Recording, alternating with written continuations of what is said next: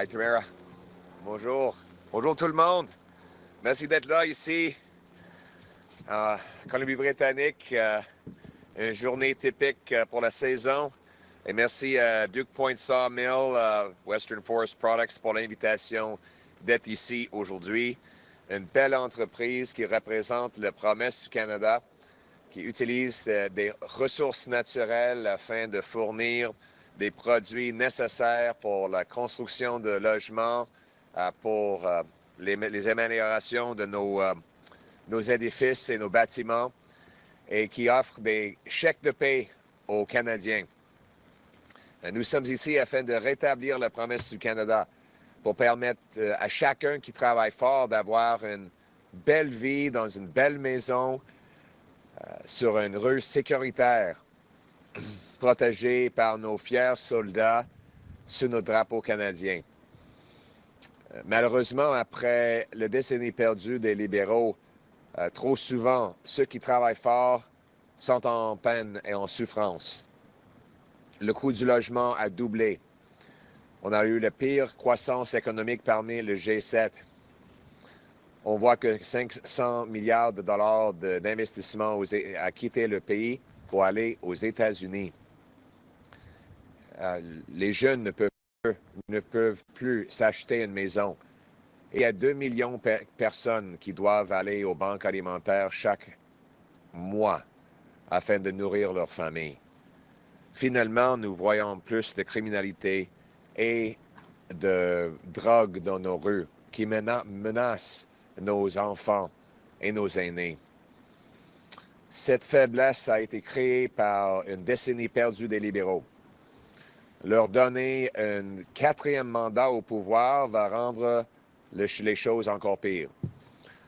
C'est pour ça qu'on a besoin d'un nouveau gouvernement conservateur qui va mettre le Canada d'abord, en coupant les taxes, en renforçant nos frontières, en ramenant nos emplois ici avec des projets de ressources naturelles pour pouvoir se positionner face aux Américains avec la force canadienne.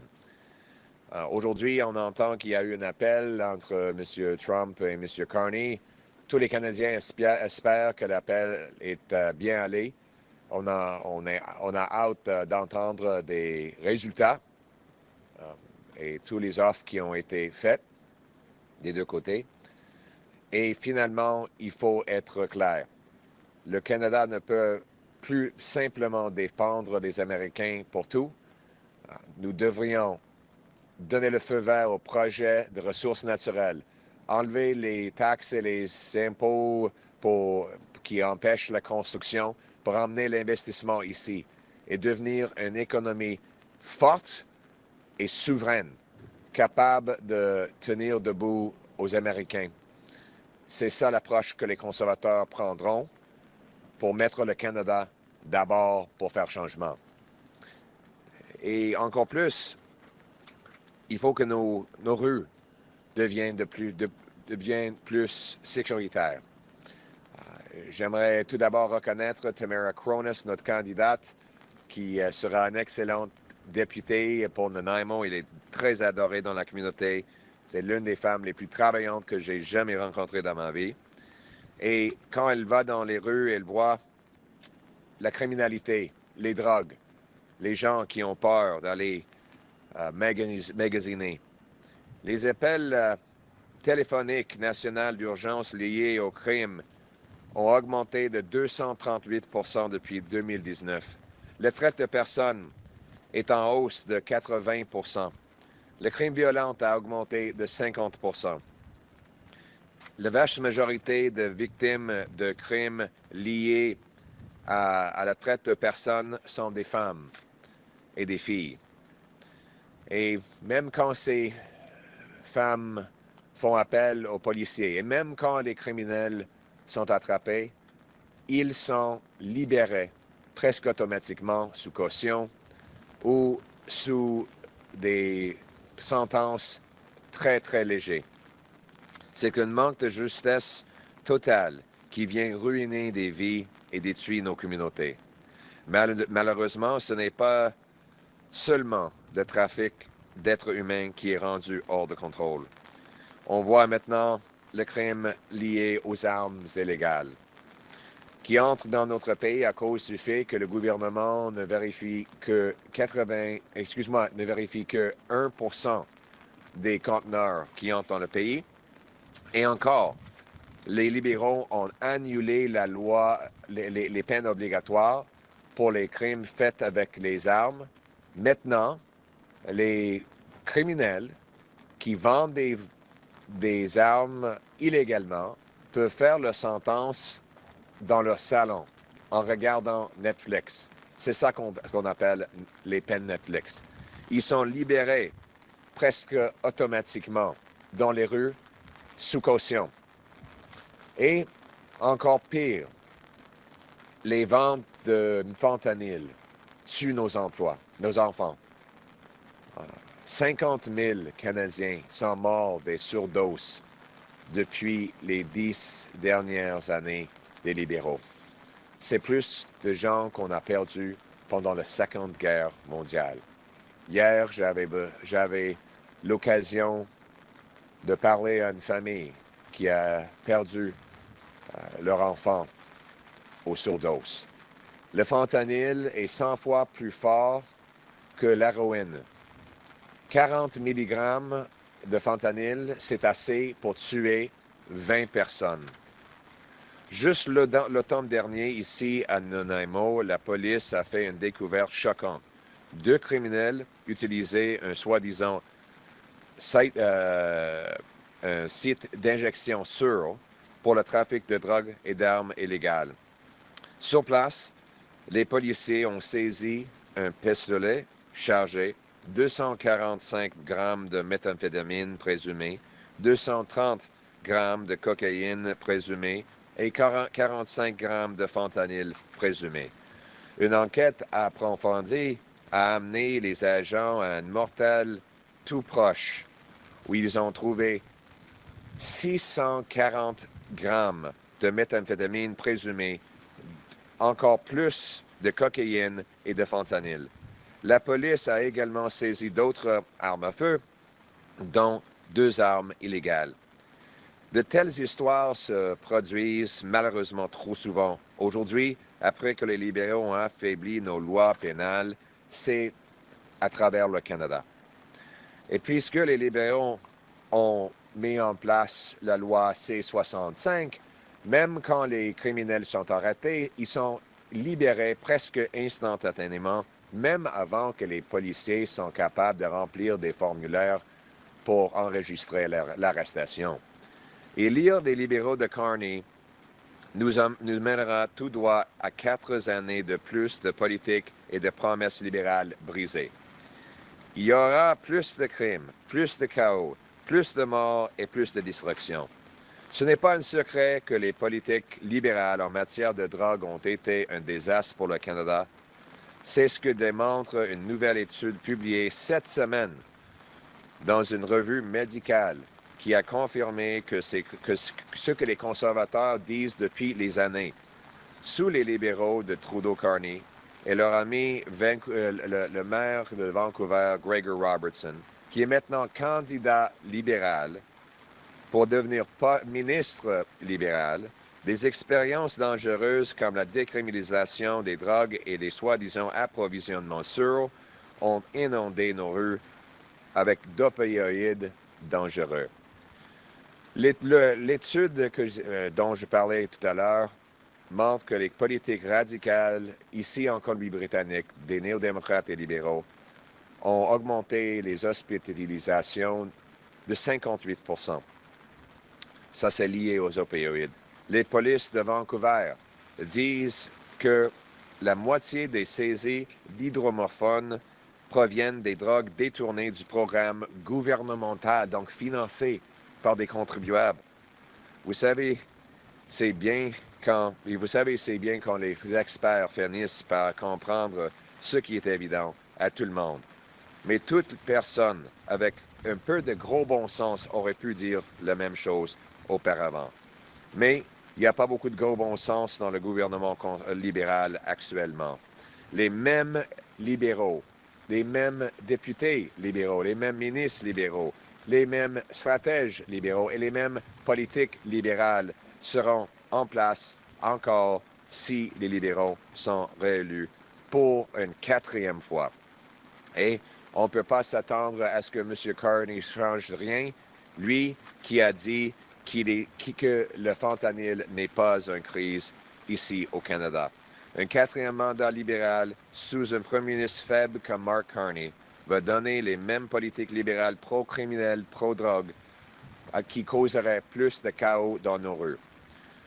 Quand je deviendrai premier ministre, on va changer des choses pour mettre le Canada et les Canadiens respectueux de la loi en premier. C'est pourquoi j'annonce aujourd'hui que je vais mettre la sécurité des Canadiens d'abord pour faire changement. Et je vais m'assurer que les monstres les plus dangereux sont retirés de nos rues. Un gouvernement conservateur va imposer des peines de prison à vie dans les cas graves liés au fentanyl, à la contrebande d'armes et à la traite de personnes. Premièrement, si une criminelle est reconnue coupable de 5 chefs d'accusation ou plus de trafic de personnes, il aura une peine de vie. Deuxièmement, toute personne reconnue coupable de 5 chefs d'accusation pour le trafic de personnes, prison à vie. Troisièmement, toute personne reconnue coupable de trafic de fentanyl, prison à vie également. Mais un gouvernement conservateur va d'abord aller plus loin. On va mettre fin à la remise en liberté sous caution automatique pour toute personne accusée de trafic de personnes. On va renforcer nos lois sur le trafic de personnes pour que les procureurs n'aient plus à prouver que les trafiquants ont utilisé la peur ou l'intimidation. Croyez-moi, si vous exploitez et terrorisez les innocents, vous allez en prison et vous allez rester là. Si les Canadiens élisent les conservateurs, on va mettre les monstres en prison pour toujours. Fini les peines libérales faibles, fini le système d'injustice libérale à porte tournante. Nous ramènerons des lois plus strictes pour des rues plus sécuritaires, pour restaurer le Canada que nous connaissons et que nous aimons. Après une décennie perdue des libérales, la vie est plus dangereuse que jamais. Leur échec nous a rendus plus vulnérables aux menaces, qu'il s'agisse de criminels violents chez nous ou de pressions économiques à l'étranger. Un gouvernement qui ne peut plus protéger ses citoyennes ne peut pas rester en place. Les Canadiens ne peuvent pas permettre un quatrième mandat libéral. Ils ont besoin d'un gouvernement qui va mettre le Canada d'abord, en rétablissant la promesse du Canada pour tout le monde. Notre promesse, c'est de couper les impôts de 15 % pour rendre le travail payant. Éliminer pour vrai et pour tout la taxe carbone. Enlever le TPS sur les nouvelles maisons et inciter des municipalités d'accélérer la construction pour permettre à nos jeunes d'avoir chez eux encore. On va aussi rétablir la loi et l'ordre et protéger nos rues en mettant des vrais criminels en prison. Encore une fois, nous aurons un Canada avec la promesse du Canada où chacun qui travaille fort aura une belle vie dans une belle maison, sur une rue sécuritaire, protégée par nos fiers soldats sous nos drapeaux canadiens. Le Canada d'abord pour faire changement. Faisons-le. Thank you very much, everyone, for being here today. In beautiful British Columbia, I'd like to thank Stephen Hoffer and Corrine Stavness for hosting us at Duke Point Sawmill Western Forest Products. They make wonderful products here that come out of our forests and go into homes and into decking, fencing, paneling, molding, serving domestic and world markets. They are the best of Canada. They bring home the Canadian promise for their workers who get a great paycheck selling wonderful products. But unfortunately, after the lost Liberal decade, that promise is broken. Workers work longer and harder for less. Housing costs have doubled, so our youth can no longer afford a place to live. Liberal taxes punish work, and liberal inflation has driven 2 million people every month to food banks. This was all before President Trump first threatened his tariffs against Canada. I was glad to learn that the President and Prime Minister spoke today, and like all Canadians, I hope they had a successful talk, and I look forward to hearing about the results that they achieved in that conversation for Canadians. But regardless of what was said, what is now clear is that it was a mistake over the lost Liberal decade to weaken our economy and become more dependent on the Americans. Liberals blocked pipelines, LNG plants, port expansions, and other major projects because of a radical net zero ideology that has now made us more reliant on the Americans than ever before. We need to break that reliance. We need to put Canada first for a change by axing taxes on our industries to bring home more production, by lowering taxes on workers so they can spend at local small businesses, creating made-in-Canada jobs, by removing Liberal laws, C-69, the No New Pipelines law, by getting rid of the energy cap and the industrial carbon tax to bring production back to this country so that we can stand on our own 2 feet and stand up to the Americans with economic sovereignty. In other words, let's put Canada first. But one of the ways we can do that is also by making our communities safe again. Here in British Columbia, people are more afraid than ever before of crime. As our candidate, Tamara Cronus, will tell you, when she goes door knocking, she meets people who are struggling with fear, who are worried their cars will be stolen, that people addicted to drugs might rob them in order to pay for the addiction. We see addicts on street corners hunched over. We see tent cities that are routinely taken down and then pop up soon afterwards. This is the lost Liberal decade, that even in the most beautiful places in the world, like Nanaimo, we have seen this promise broken. Violent crime is up 50%. Human trafficking up 84%. Calls to the National Human Trafficking Hotline up 238% in the last 6 years. The vast majority of victims of human trafficking are women and girls. And even if they escape and bravely report their ordeal, when their perpetrators are arrested, they are promptly released on bail or later on parole. And then they reoffend and do it all over again. Then there's the guns. 85% of guns used in crime come in through our borders mostly from the United States. Only 1% of our shipping containers are inspected. And the Liberals passed C5, getting rid of mandatory jail time for gun criminals. So the offenders who bring in these arms illegally get to serve their sentence in the comfort of their living room. They passed C75, which allows repeat rampant offenders to be released within hours of their latest arrest, meaning that in Vancouver, the same 40 offenders had to be arrested 6,000 times in a single year. Worst of all is the fentanyl.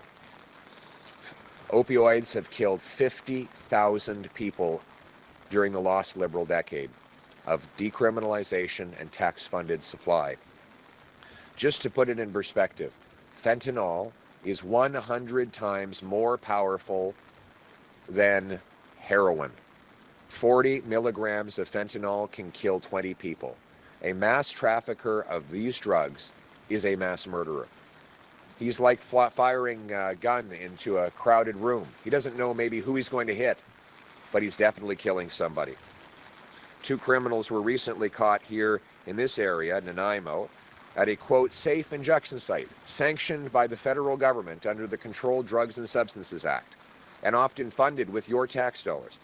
There, these offenders were caught at the site by officers. They were caught with 245 grams of suspected methamphetamines, 230 grams of suspected cocaine, 45 grams of fentanyl. Another investigation led officers to find 640 grams of meth, 280 grams of cocaine, and 190 of fentanyl. They also seized 3 illegal firearms. Sadly, these stories are now all too common after the Liberals weakened our laws and allowed drugs in our streets. And because Liberals have stacked these laws one on top of the other, the problem compounds. Electing the Carney Liberals will mean 4 more years of the same failed Liberal catch and release, soft on crime, hug-a-thug policies that got us into this mess. 4 more years of the Liberals after the lost decade will mean more crime, more chaos, more death, more destruction. It's no secret that the Liberal drug policy has been a disaster, but they're doubling down. They have the same Liberal ministers, the same Liberal MPs, the same Liberal strategists, and the same Liberal policies of the last decade. In fact, they've gotten even more extreme. Now, the Liberals have brought on Gregor Robertson, the radical former mayor of Vancouver, who's known for running dangerous experiments like drug liberalization and so-called safe supply that flooded the streets. A recent study showed that these policies increased opioid hospitalizations by 58%. And the Vancouver police say that 50% of all the hydromorphone they recover is actually tax-funded drugs distributed by our very own government. It's nice to see the experts, so-called experts, finally acknowledging that they were wrong all along. But that does not mean the Liberals understand that. Gregor Robertson was one of the most radical zealots promoting free drugs in our communities, safe injection sites on every street corner, without consultation and regardless of whether people opposed. The courageous Chinese community in Richmond was forced again and again to stand up against these policies, and now everybody is speaking up. But Mark Carney won't solve the problem that his party caused. He said that fentanyl is not even a crisis in Canada. I don't know what world he lives on. How out of touch do you have to be to dismiss the idea of a fentanyl crisis? Or to bring on Gregor Robertson, the most radical pro-drug politician in Canadian history, as a new candidate and likely new minister in the forthcoming, if, God forbid, the Liberals were ever to be re-elected. The record of death and destruction from Liberal policies is one of the great human tragedies of our times, and my heart goes out to all who need help. But the good news is we can fix what they broke. We need a strong, new Conservative government that will stop the crime and put Canada first for a change. We will do that. We will do it with common sense policies that take the dangerous offenders off the street. 1, we will repeal C5 and end house arrest for the most serious offenders. We will also ensure that we reinstate mandatory prison sentences for serious gun, drug, and human trafficking crimes. We will repeal the Liberal catch and release bail law, C-75. And we will also stand up against the Liberal policy of putting serious mass murderers in medium penitentiaries by getting rid of Liberal law C-83. And that's why I am announcing today that a new Conservative government will put Canadians first for a change, and we will ensure the monsters who kill our people and endanger our communities go to jail for life. A new Conservative government will impose life sentences for the most serious cases of fentanyl distribution, gun smuggling, and human trafficking. First, if a criminal is convicted of 5 or more counts of human trafficking, they will get life sentences. Second, anyone convicted of 5 or more cases of anyone convicted of large-scale trafficking of illegal firearms will get life sentences. And third, anyone caught trafficking or producing more than 40 milligrams of fentanyl will get life sentences. Life sentences will be in place to protect Canadians and to end the chaos in our streets. These policies are necessary to protect the charter rights of Canadians. We will end automatic bail for anyone charged with human trafficking, and we will strengthen human trafficking laws so that the prosecutors don't have to prove anymore that traffickers used fear and intimidation. Mark my words, if you exploit and terrorize our people, you will go to jail for life and you will never come out alive. If Canadians choose to put Canada first with a common sense Conservative government, these monsters will be off our streets. No more revolving door we will bring home stronger laws and safer streets. And the choice in the coming election on this will be very clear. After the lost Liberal decade of crime, chaos, drugs, and disorder, do Liberals deserve a fourth term, or is it time to put Canada first and to protect our people with a new Conservative government that will put offenders behind bars for good? We will restore the Canadian promise. We will make this a country where hard work pays off by cutting income tax 15%. We will make housing affordable by axing the sales tax on new homes and stimulating municipal governments to speed up permits and free up land so you can afford a place to live. We'll bring home our resource production by repealing anti-development laws and cutting taxes on investment so that we have strength to stand on our own 2 feet and stand up to the Americans. We'll bring home the promise that anyone from anywhere can achieve anything, where hard work gets you a great life on a safe street, in a beautiful house, protected by brave soldiers under our proud flag here in Canada. Canada first. Let's bring it home. Thank you. Thank you. We will now take questions from the floor. Richard Zussman, Global News. Yes. I know you mentioned the meeting that took place today between Mark Carney and the President. Excuse me. If you are the Prime Minister at the end of all of this, would you have any preconditions on a meeting with the President? And I know you haven't seen it yet because it just happened. The President's in the Oval Office, and he just said, we have Liberation Day on April 2nd, and I'm not talking about Canada, but many, many countries have taken advantage of us. Any thoughts on potentially a changing tone out of the White House? Well, let's hope that there is a change in tone.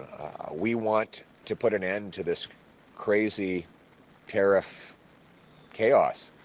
We have the best trading relationship in the history of the world. Why not continue and grow that trading relationship as two separate sovereign nations?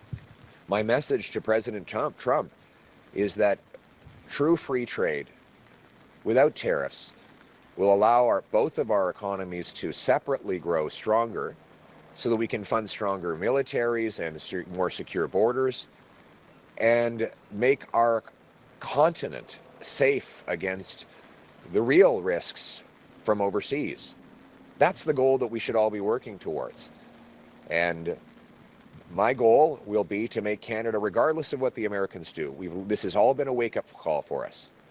By blocking pipelines and LNG plants and slow-rolling resource projects, capping our oil and gas sector, the Liberals have made us too reliant on the Americans. That will end. My government will repeal the entire carbon tax, the energy cap, the anti-pipeline law, C-69.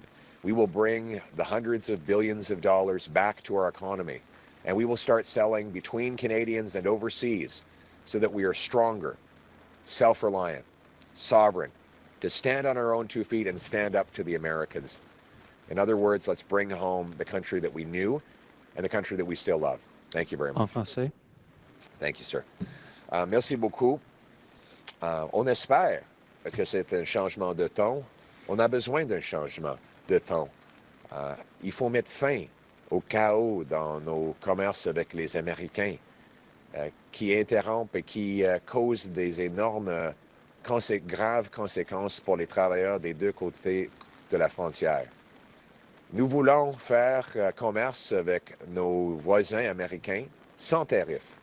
Et mon message pour le président Trump, c'est si vous arrêtez les tarifs, les deux économies vont être plus fortes. On va pouvoir échanger davantage. Nos travailleurs vont gagner plus et nos consommateurs vont payer moins. Ça nous permettrait d'avoir des militaires plus forts pour protéger notre continent partagé en même temps que la souveraineté du Canada est respectée. C'est ça mon message pour M. Trump. En même temps, il faut que nous soyons plus souverains. Après les décennies perdues des libéraux, on est plus dépendant des Américains que jamais. Ils ont bloqué les ressources naturelles, taxé nos industries et expulsé 500 milliards de dollars d'investissement à l'étranger. Il faut la ramener ici. On va abroger des lois anti-ressources. On va donner l'approbation rapide à GNL Québec, aux pipelines, aux expansions portuaires pour pouvoir devenir plus indépendants économiquement et pour pouvoir faire face aux Américains avec la force. Merci beaucoup. Thank you. Next question. Good morning, Dean Stoltz, Czech TV in Victoria. We are at a sawmill here in Nanaimo, and mills like this are becoming increasingly rare on the island and in BC. People at these places are worried about their jobs. Now they're faced with tariffs from Donald Trump. What is your plan to protect the industry in BC and across Canada, for that matter, in the face of these tariffs? Very good question. I've been traveling to sawmills across the interior of British Columbia and, of course, the island for about 2 years now. And it's been a devastating period of sawmill closures. Let's be honest about what's causing it. First of all, we've had a lost Liberal decade. Justin Trudeau allowed the Americans to reinstate tariffs on our lumber. Now, let's be clear. Those were not Trump's tariffs. They were Biden's tariffs. Biden then doubled the tariffs, and now President Trump wants to raise them again. Now, it's very easy to make excuses for the Liberals, saying they have no control over this, but history doesn't bear that out. Stephen Harper got a softwood lumber deal within 80 days of becoming Prime Minister that saw the Americans end the tariffs and reimburse the ones they had already collected. So the Liberals have not made protection of our softwood lumber a priority. They have failed over a decade, and our workers are paying the price. I will negotiate to end the softwood lumber tariffs so that we can get our lumber to the American market. I will also massively stimulate home building. So this lumber can go into building new homes by taking the GST off new homes, incentivizing municipalities to free up permits, speed up approvals, cut development charges, and open up land to construction. By selling off 6,000 federal buildings and thousands of acres of federal land, we can build millions of new homes with Canadian lumber. That'll mean the workers at this mill and in the forests of Canada can make bigger paychecks, which they can bring to houses that they can afford to buy. In other words, we need to bring home the Canadian promise. And the choice in the next election is, after the lost Liberal decade of losing jobs and wealth to the south, of higher taxes and crime, do they deserve a fourth term, or is it time to put Canada first with a new Conservative government that will bring our jobs home to Canadians? En français. Merci beaucoup. Après la décennie libérale, le secteur forestier est en peine à travers le Canada. Des politiques environnementales radicales ont tué des emplois. Le décret radical de Stephen Guilbeault menacé sur les travailleurs au Québec font mal.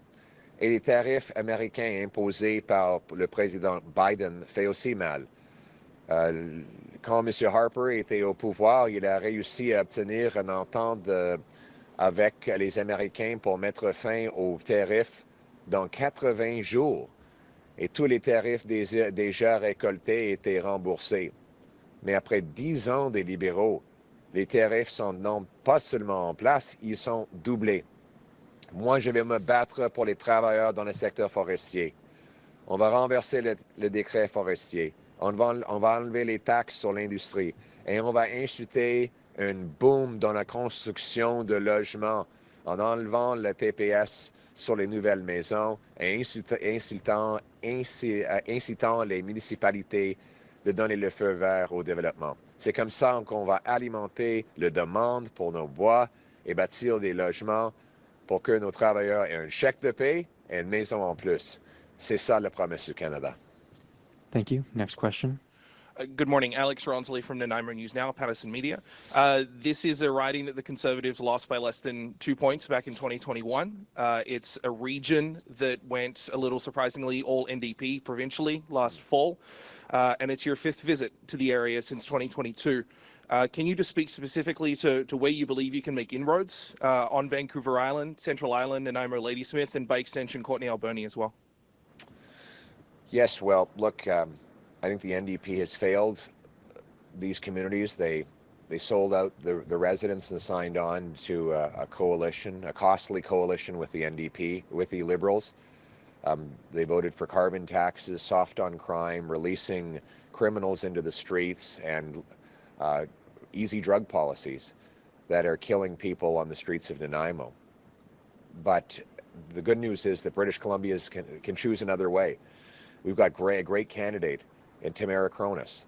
We're going to, she's going to be a great member of Parliament, and she is going to join with me to bring home the promise of Canada. We will put Canada first for a change by axing taxes, locking up criminals, banning drugs, bringing home our paychecks and production with resource projects. That's how we're going to win the confidence of the great hardworking people of Vancouver Island and all of Canada. Thank you. Next question. Prochaine question. Bonjour, Monsieur Poilievre. Bonjour. Ça va bien? Ça va bien, vous? Très bien. Excellent. Il fait froid le long de l'eau, mais j'espère Pas que grave, c'est on pas ne va pas grave. vous garder trop longtemps. C'est pas grave. On va survivre. Quand Justin Trudeau était premier ministre du Canada, M. Oui. Trump l'appelait le gouverneur du 51e État. Aujourd'hui, M. Trump a parlé à Mark Carney et il l'a appelé le premier ministre du Canada. Le ton semble changer. Et il a dit aussi, j'espère vous rencontrer après la prochaine élection, M. Carney. Sous-entendu, une victoire libérale. Est-ce que M. Trump est en train de s'ingérer dans l'élection alors qu'il reste encore une trentaine de jours? Évidemment, M. Trump veut que les libéraux gagnent. Il veut un gouvernement faible au Canada. La décennie perdue des libéraux a permis des Américains de nous enlever 500 milliards de dollars d'investissement. Des politiques libérales expulsent nos emplois en ressources naturelles vers les États-Unis et nous rendent plus dépendants sur les Américains. Donc, ça ne m'étonne pas que M. Trump veut garder des libéraux au pouvoir, mais les Canadiens peuvent choisir quelqu'un qui va mettre le Canada d'abord. Oui, en coupant les taxes et les impôts pour nos entreprises et ramener les investissements ici au Canada, en enlevant les lois anti-développement, en approuvant des pipelines, des usines de GNL, des expansions portuaires, et j'en passe, afin de renforcer notre forteresse économique. C'est comme ça qu'on va pouvoir non seulement faire des ententes avec les Américains et les autres pays, mais aussi être vraiment souverain économiquement et énergétiquement. Les Canadiens, et non pas le président des États-Unis, vont décider qui sera leur gouvernement. C'est ça la démocratie. Et le choix pour les Canadiens, après la décennie perdue des libéraux, où les coûts augmentent et l'économie est en baisse, est-ce que les libéraux méritent un quatrième mandat ou bien est-ce qu'il nous faut mettre le Canada d'abord avec un nouveau gouvernement conservateur qui va ramener la force à notre économie? In English. Oh, well, it's clear that the president would like to keep the Liberals in power. They've been very good for his agenda. He wants to take our money and our jobs, and Liberals have helped him do it. They've blocked pipelines, LNG plants, they've raised taxes. Mr. Carney wants a massive tax on our Canadian industry that will drive jobs south of the border. Mark Carney and Donald Trump have one thing in common. They both favor taxing Canadian industry. Trump with tariffs and Carney with carbon taxes. And obviously that will send hundreds of thousands more jobs south of the border into the arms of the Americans. By contrast, though, Canadians will have to decide after the lost Liberal decade, do you want to give the Liberals a fourth term of driving up costs and crime, driving our economy down under the American thumb? Or is it time to put Canada first for a change? With a new Conservative government that will axe taxes, greenlight our resources, bring home our jobs so that we can stand up to the Americans from a position of strength. Thank you. We will now take a call-in question from the phone line, and this will be the final Thank question. We have a question from Tom Fletcher from Western Standard. Your line is open. Thank you. On drug policy, we've seen research confirming what most people know, that BC's safe supply and decriminalization experiment leads to increased opioid overdoses, hospitalizations. Now BC is starting to move towards drug treatment similar to Alberta and what they're calling involuntary care in a prison or a health facility. What more needs to be done on the treatment side in BC, and what is the appropriate role for the federal government in drug treatment? Thank you very much. Very good question. You know, about 2 years ago, I made a video near one of the tent encampments in Vancouver where I said that this policy of decriminalizing and handing out drugs on our streets was a disaster, and the Liberals attacked me mercilessly for it, saying that it was cold-hearted and mean. Well, what was cold-hearted and mean was leaving those people in tent cities dying of drug overdoses. We now know that the radical drug policies of the Liberals have been a deadly disaster. BC is perhaps the worst place on earth for drug overdoses as a result of these very radical experiments. Liberals now have the same MPs, the same ministers, and even some of the more radical people like Gregor Robertson, who are on their team that will continue the chaos. Canadians will have to decide. After a lost Liberal decade of drug overdoses, death, and chaos in our streets, is it time to re-elect them a fourth time in power, or do we need to put Canada and Canadian safety first with a new Conservative government that will ban the drugs, stop giving out tax-funded opioids, shut down the drug consumption sites, and put the resources into treatment and recovery to bring our loved ones home drug-free? Detox, counseling, group therapy, physical exercise, yoga, sweat lodges for First Nations, job placement and housing to get people off the street, out of the tents, into homes. And my message to anyone out there who's struggling with addiction: hang on, have hope. Help is on the way. En français. Merci beaucoup de la question. La politique de libéralisation et de subventionner les drogues a été une catastrophe en Colombie-Britannique. On a perdu 50 000 personnes à travers le Canada pendant la décennie perdue des libéraux.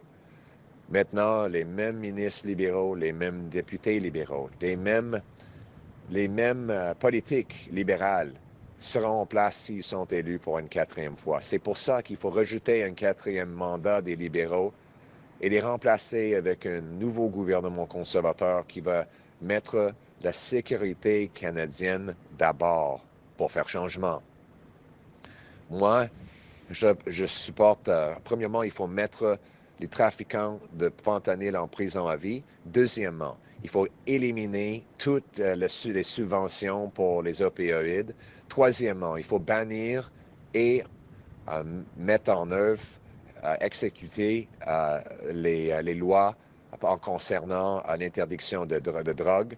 Et finalement, il faut investir dans le traitement et la réhabilitation pour permettre nos citoyens de briser la dépendance sur la drogue avec un traitement professionnel qui leur permettra de rétablir leur vie, d'avoir un emploi, une maison et de contribuer. Donc, mon message pour ceux et celles qui ont une dépendance de drogue: gardez vos espoirs. Un meilleur avenir s'en vient.